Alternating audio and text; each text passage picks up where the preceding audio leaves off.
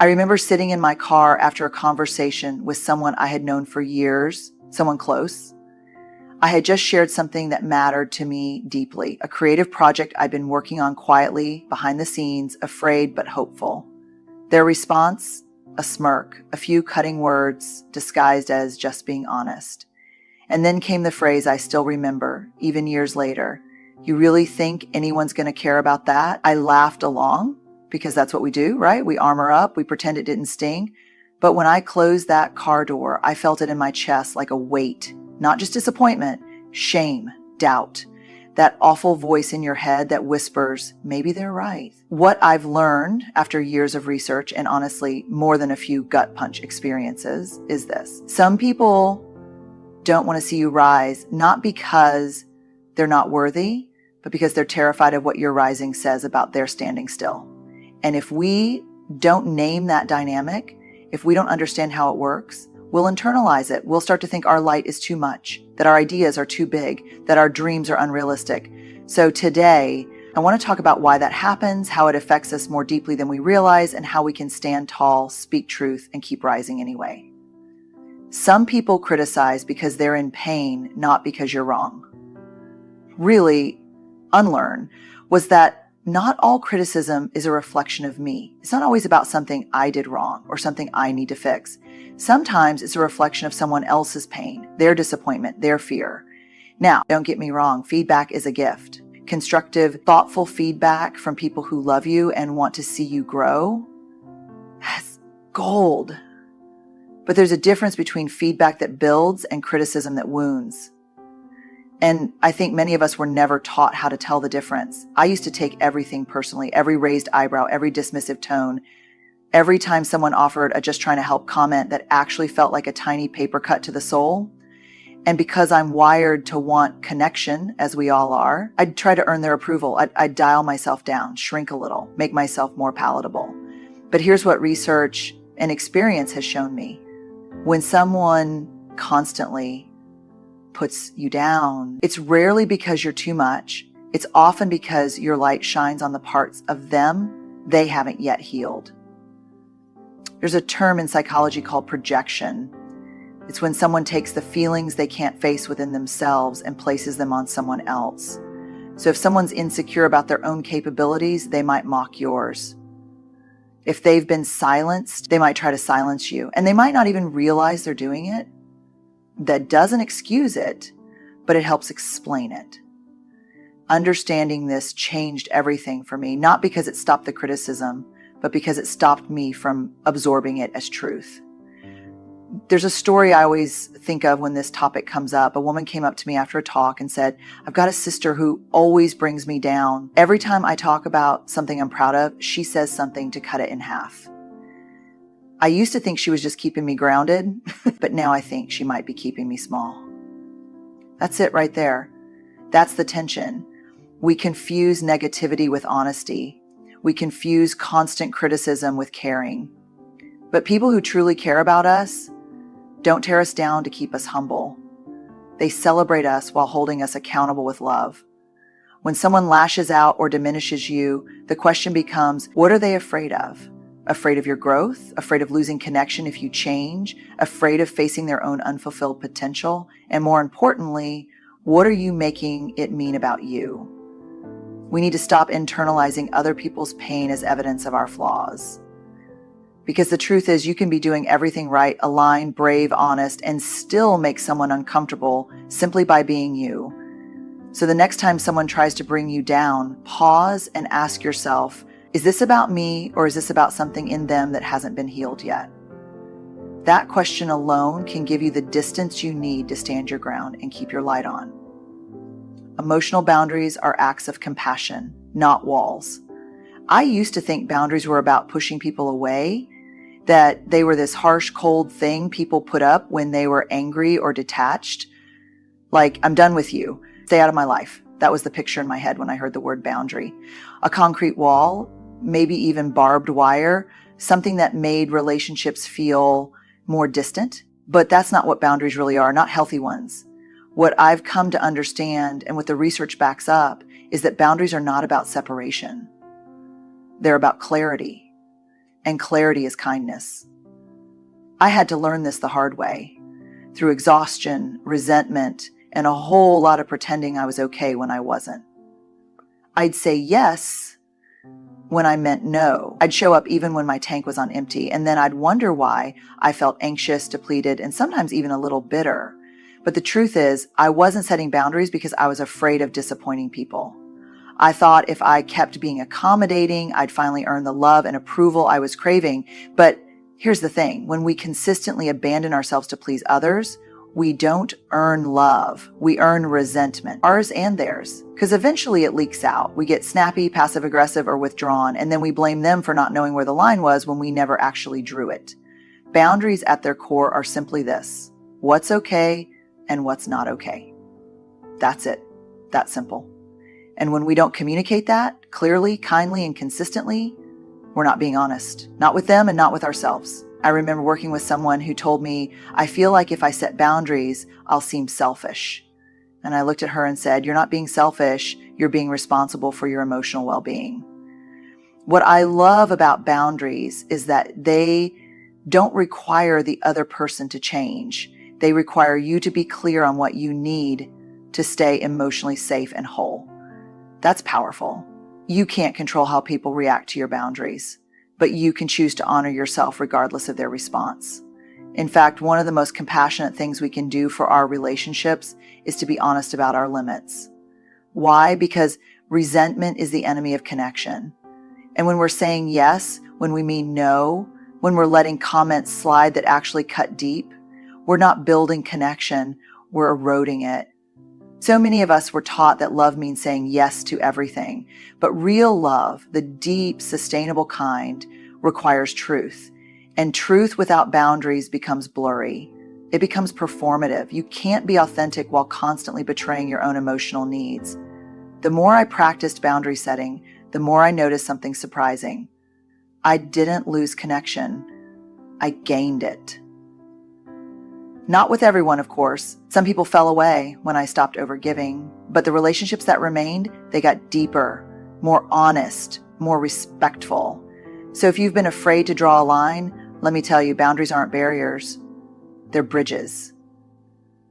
Bridges between your values and your relationships.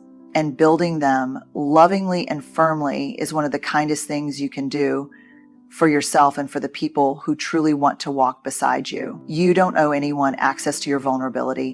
One of the biggest myths we carry, especially for trying to live authentically, is that being vulnerable means being open with everyone. That if we're really brave, we'll just lay our hearts bare for anyone who asks. But here's what I've learned, both through research and personal bruising. Vulnerability is not oversharing. It's not dumping your soul out on the table and hoping someone's kind enough to pick it up gently. Vulnerability is intentional. It's earned.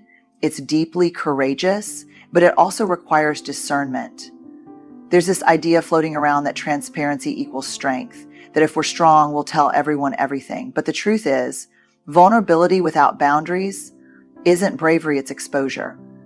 And when we expose ourselves to the wrong people, people who haven't shown us they're capable of holding our stories with care, we risk injury, emotional injury. And for some of us, those wounds go all the way back. I remember once sharing something personal with someone I wanted to trust. I hoped they would meet me with empathy, maybe some encouragement. Instead, they made a joke, lighthearted, maybe even well-intended, but it stung. And in that moment, I realized, just because someone is close to you doesn't mean they're safe for your vulnerability. We're hardwired for connection. That's not up for debate. But connection doesn't mean access. You can love people, support them, even share parts of your life with them, and still protect the sacred parts of your story. In the research, what consistently shows up is that trust isn't built in grand gestures. It's built in small moments. Someone remembers your kid's name.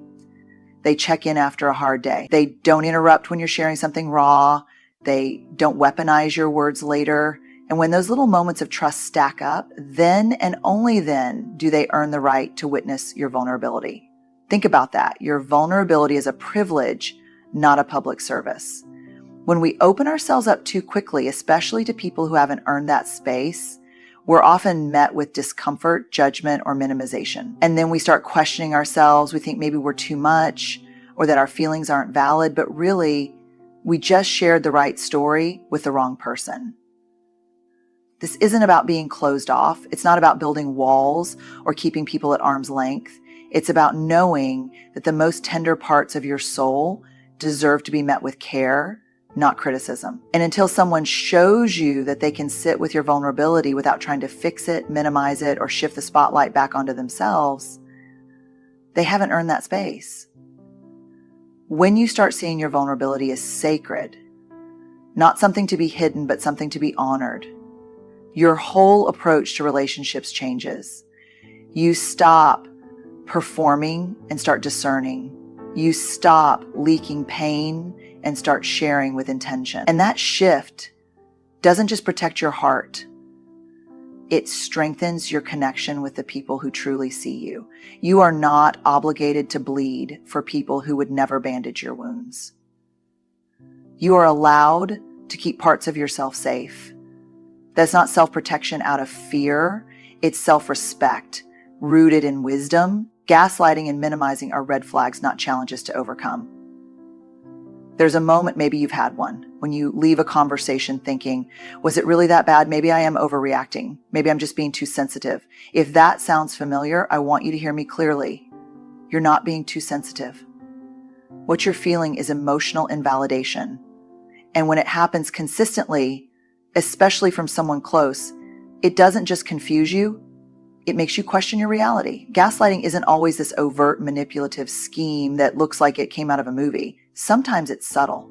It shows up in everyday language, phrases like "that never happened," "you always make things bigger than they are," or "wow, you're so dramatic." You bring up how something made you feel, and instead of being heard, you're dismissed or redirected. And over time, those little moments chip away at your trust, not just in them, but in yourself. What the research tells us is that emotional invalidation over time leads to a deep erosion of self-esteem. It doesn't happen all at once. It happens slowly, quietly, like a leak in the roof you don't notice until the ceiling starts to sag. You stop trusting your gut. You start second-guessing your memories, your reactions, your needs. You begin to believe that maybe your feelings are too much, that maybe you are the problem. And that is incredibly painful. I remember having a conversation with someone I deeply cared about. I brought up something they said that had hurt me, not to attack, just to name it and hopefully move forward with more understanding. But instead of empathy or curiosity, I was met with laughter. "You're seriously upset about that?" they said, and then you always find something to complain about. That moment didn't just sting, it silenced me. And that's what gaslighting and minimizing do. They teach you not to speak up. They train you to abandon your own emotional truth for the sake of keeping the peace. But that peace comes at a cost, and the cost is you. Here's what I know now. When someone repeatedly denies your lived experience, that's not love, that's control. And when someone regularly makes you feel like your feelings are wrong, that's not you being fragile. That's them being unwilling to be accountable. We can have hard conversations, we can disagree, we can even mess up and get it wrong because we're human. But when there's care, those moments come with repair, with curiosity, with "help me understand how that landed for you," not with defensiveness, not with erasure. The people in your life who are safe won't need you to shrink your feelings to fit their comfort. They'll want to understand even when it's uncomfortable. They'll choose connection over ego. And if someone repeatedly chooses their pride over your pain, that's not a relationship you need to fix. It's a pattern you need to name. So the next time someone tries to tell you your pain isn't real, remember this: your feelings are data. They're not always the full story, but they are part of the story. And they matter. You matter. Protecting your peace isn't selfish. It's a sacred responsibility. There's this moment in life, sometimes quiet, sometimes messy, when you realize that your energy, your time, your emotional safety, they're not infinite. You start to feel the cost of constantly trying to please, fix, explain, absorb. And if you're like many of us, that moment doesn't come with a loud declaration. It comes with exhaustion, resentment, that quiet voice inside saying, something has to change. And that's the moment where protecting your peace stops being a luxury and becomes a necessity. I used to think peace was something that just happened, something you either had or didn't, depending on the season of life or the people around you. But what I've learned and what I've seen over and over again in the research is that peace isn't passive. It's active. It's not something you stumble into. It's something you build and guard intentionally, bravely, sometimes at the risk of disappointing others. For a long time, I confused being loving with being available all the time. I believed that being a good person meant saying yes, being there, understanding, even when I was running on fumes. But here's the hard truth. When we stretch ourselves too thin for others, we eventually snap. And no one gets the best of us when we're depleted. Not our partners, not our kids, not our friends, not ourselves. Protecting your peace means getting really honest about what drains you and what fills you. It means noticing how you feel after the conversation ends, not just during it. Do you feel seen? Do you feel smaller? Do you feel uplifted or quietly ashamed? These questions matter because they tell you everything you need to know about whether someone is nourishing your soul or siphoning your spirit. Sometimes the people who challenge your peace the most are the ones closest to you, and that's what makes this hard. We feel guilty, we feel selfish, but here's what I want you to hear. You can love someone deeply and still recognize that their energy is not good for your nervous system. That truth can live alongside compassion. You can wish them well and still step back. Boundaries don't mean you don't care. They mean you care enough to be honest about what you can and can't hold. I once heard someone say, you don't have to attend every argument you're invited to. And I'd add, you don't have to stay in every dynamic that pulls you away from your wholeness. Sometimes protecting your peace looks like not engaging. Sometimes it's silence. Sometimes it's distance. And sometimes it's just a gentle but firm no without a 20-minute explanation. Here's the thing. Peace isn't just the absence of noise. It's the presence of alignment. It's waking up and not dreading the day. It's being able to exhale in your own life. That kind of peace is sacred, and you are the guardian of it. So no, you're not selfish for choosing peace. You're wise. You're paying attention. You're saying, I deserve a life that doesn't feel like a constant emotional negotiation. And that, my friend, is not just brave, it's revolutionary. Here's what I want to leave you with. Not everyone will understand your growth. Not everyone will clap when you set a boundary or choose peace over chaos. Some will call it selfishness, some will call it overreacting, and that's okay. Because at the end of the day, you are the one living in your body, in your heart, in your truth. And you are called to protect the space where your courage lives. You don't have to carry what doesn't belong to you. You don't have to dim your light to keep others comfortable. And you don't have to stay small to keep someone else from feeling inadequate. What you do have to do, if you want a life that feels meaningful and whole, is listen to that inner voice, the one that whispers, this doesn't feel right, the one that nudges you to choose yourself even when it's scary, the one that knows when it's time to step back, stand tall, or walk away. Because here's the truth, you were never meant to shrink to be loved.